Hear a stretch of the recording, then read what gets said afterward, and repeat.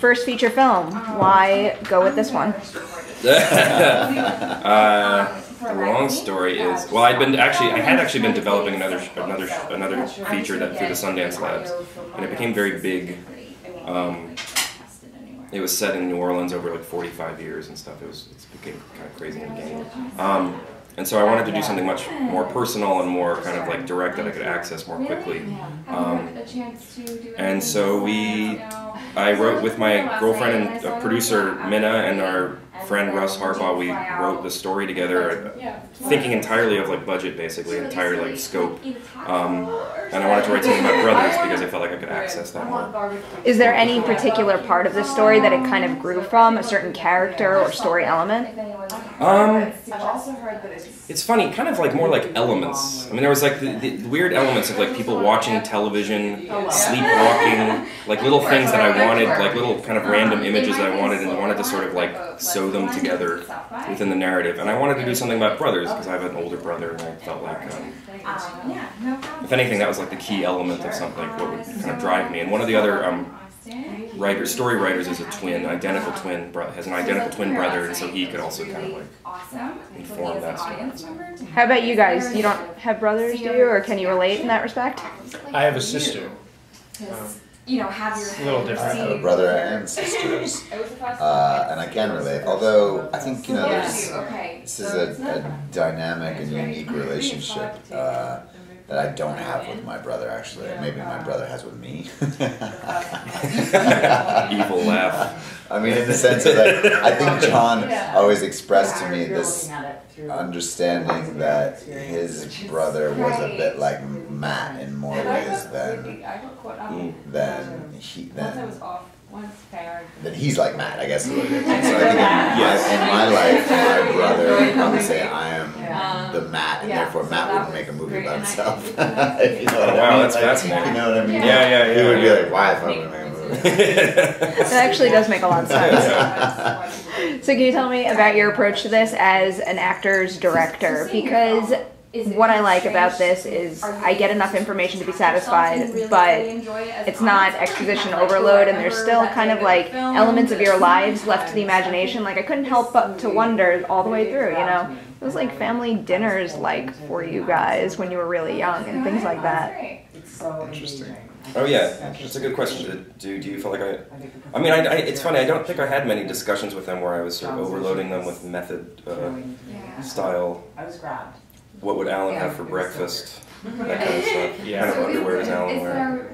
I think I thought a lot about, I'm like 6 years younger, so I think a lot of the time was, I was always wanting to be included, wanting to be cool. There was a lot of like, he's trying to introduce me to like cool music and girls and like, I think there was a lot of like looking up to Matt, and then we try to build those moments, or infuse them with as much knowledge as possible, and a lot of them are interestingly quick in the movie too, like where Austin Pendleton's character comes into the party and says, immediately there's all this history that's thrown out in like really quick lines that are, like you say, they're not filled with backstory in any way. They're just there to say, like, obviously this woman attempted suicide, and like the fact that it's kind of dismissed, like, try a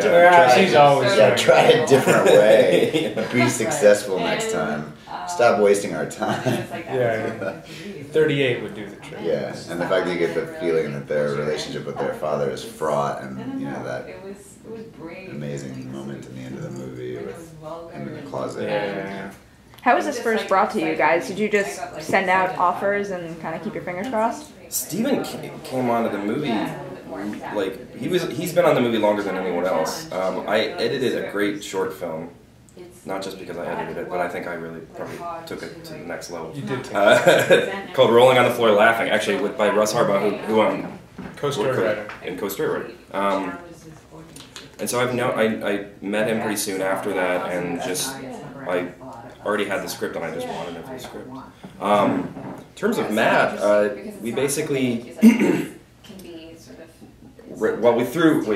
told it yesterday, through this director David Lowery, who I'm a good friend with, we had to try to get to Josh And so David kind of wrote, I guess, a nice email. Wait, what does that mean? And sort of helped that kind of work. And we got the script to him, and Josh read the script very quickly. And I remember getting a text message from him like, "This is nice. I like this. This is weird. I could be interested in this." I was watching Wild at Heart, the David Lynch movie at BAM, and I got this text, and I was like, "Man, Josh, I think this is good."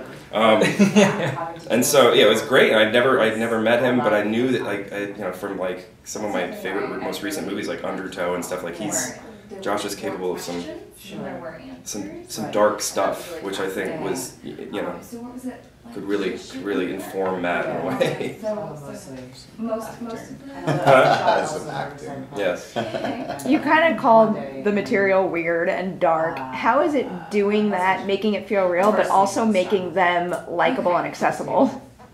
That's a really good question, because, I mean, actually one of the questions, even throughout shooting, and I think I've realized we kind of hit this, but like was honestly making Josh's character sympathetic, and whether or not he would be sympathetic. It wasn't even a concern really, like while we're shooting, like, oh, let's make sure Josh is nice, or Matt is nice, you know what I mean? Like make sure he's, but I find he is sympathetic at the end of the movie, like in a way, in a begrudging way, right? Yeah, it's also like there's kind of nothing nice about him, but that he's that guy that you have in your life. It's like the uncle who you kind of like to dislike, you know, and you sort of, you know you have to deal with, and you therefore kind of enjoy the drama that I think he brings in a way. Is my sense about him, and well, there's something cathartic about him. I mean, I think he says maybe a little bit what's on your mind.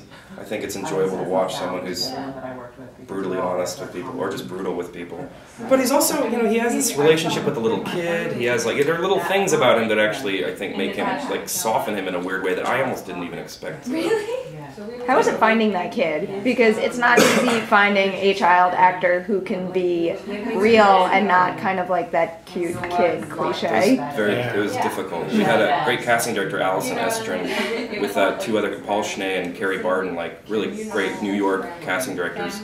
And we just looked at lots and lots of kids, which is, is frankly a funny process, because kids have a whole range. Some just come in and are very natural, and they can sort of like, they kind of understand the material, or are trying to do it, and they just sort of play it. And then you get a lot of like maybe 50% Disney kids who come in and sort of like, they're like smiling to the sky and like really trying. And you basically can be like, okay, thank you, thanks very much for coming in. That's great. Glad you. But it was, Corey was great, like incredibly intelligent, like young actor. I remember at one point we were doing, he was doing some improvisations with his mom, and he was basically generating the whole scene, basically. He was like, well, what if I go over here and take this? And I was like, all right, hey, yeah, good, go for it. Roll the camera. It was great. How was it making the move from shorts to shooting a feature? Is there anything about that process that kind of threw you or surprised you? Yeah, which is weird, because it's like, I've been doing this for a while, and I'm there were still things, and I'd been told a lot by like feature artists, it's pretty different, it's different. But I mean, one of the biggest things is that feature shoots are so long comparatively. Like a short you shoot in maybe 5 or 6 days. And so you shoot it and you're done. And then you can reflect back on it. Feature shoots are long enough that you have time to reflect back on what you're shooting as you're shooting it.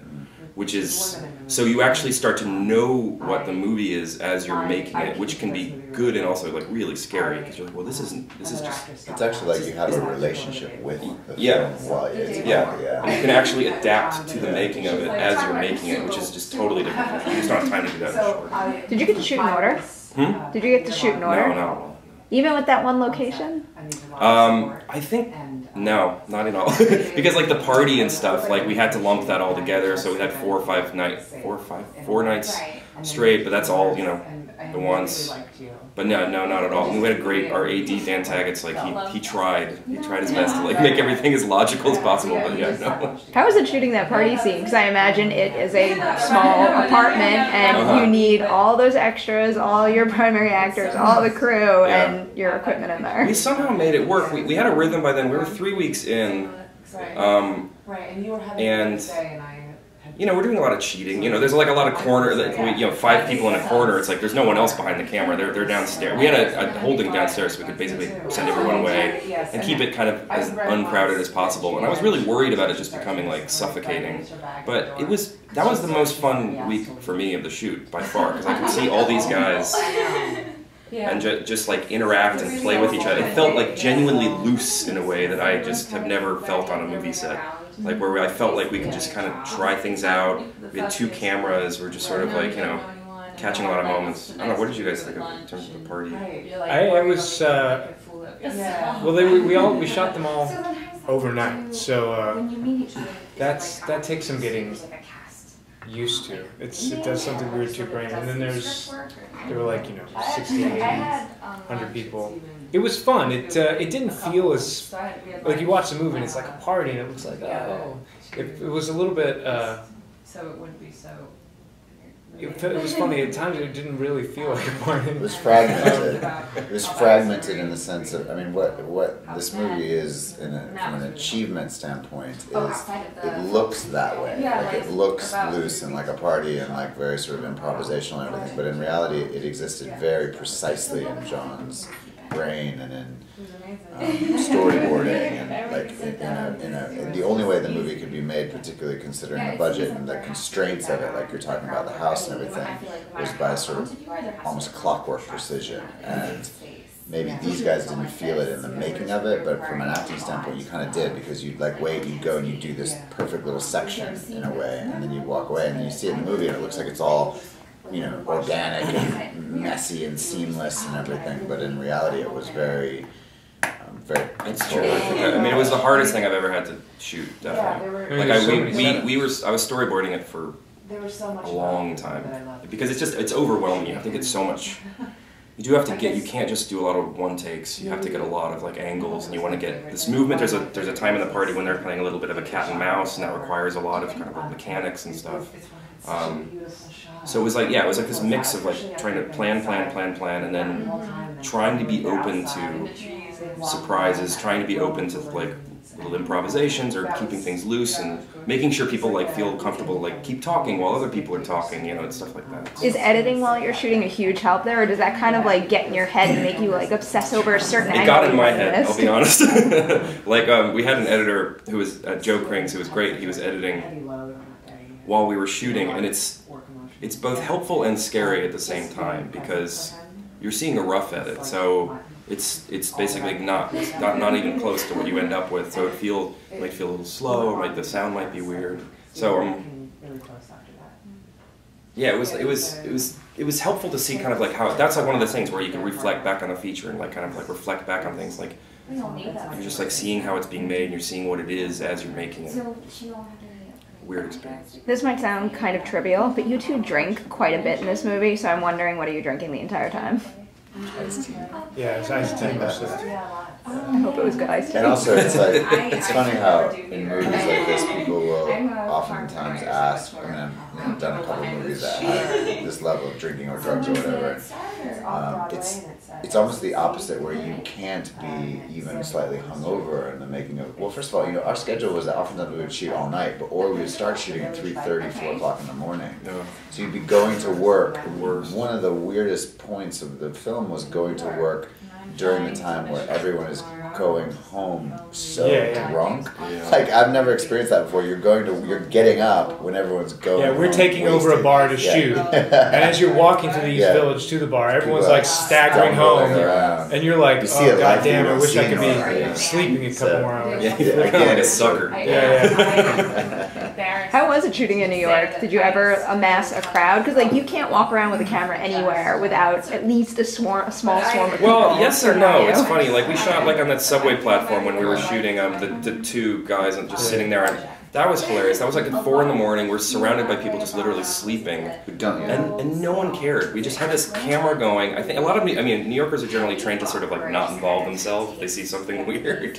And yeah, we just sort of shot this, and everyone just sort of mingled around us and stuff. That's actually, that aspect's pretty easy. New York creates a lot of Feast of San Gennaro, and we didn't get that much. We had some things, but that was more like logistical, trying to get through this dense crowd of people with the camera and stuff, and just steal it all. Basically. Do you need approval to shoot in those places?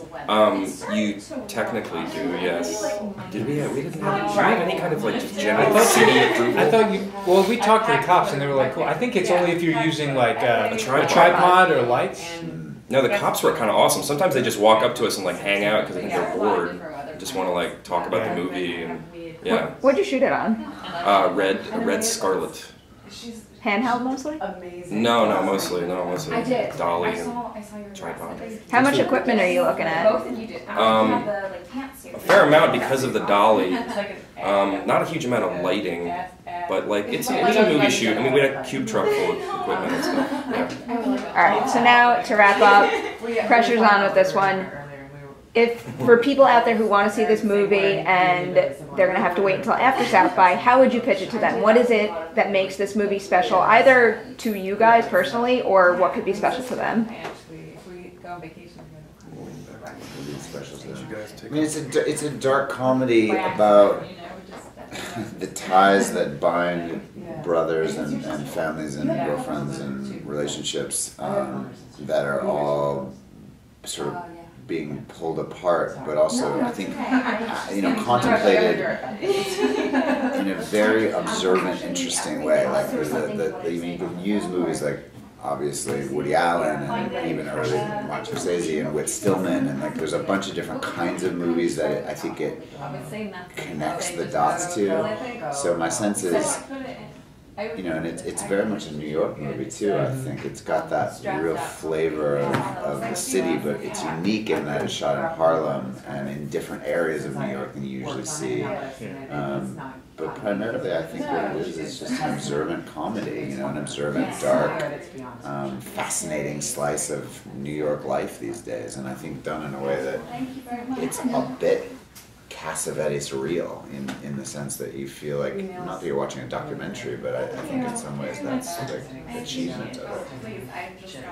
Yeah, I mean, I think it's grounded in human relationships and feelings and experiences that I think everyone can understand and has had access to. But I feel like the experience of watching the movie, it's really exciting, it's really different from any movie that I've really seen. It's it's fun and it's magical. It's visually, it's very pleasing and unusual. I think it's a nice blend of something novel and strange and exciting, and something very personal and familiar that people can easily access. Yeah, I mean, I want it to be like a strange experience to watch the movie, basically. Just to get pulled through and kind of like go with it.